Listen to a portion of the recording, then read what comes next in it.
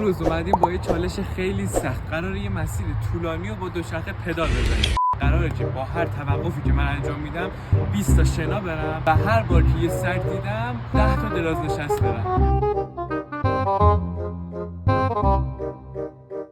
صادقانه دارم جر میخورم.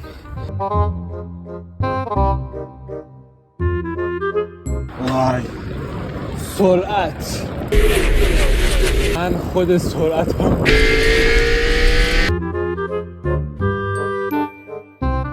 در همه جان و تنم شوق نفس کشیدنم.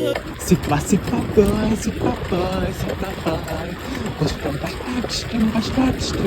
گوه توش توقف داشت.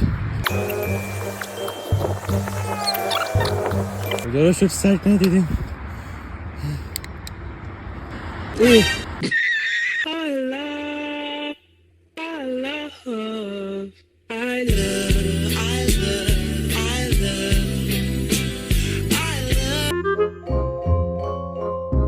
رسیدیم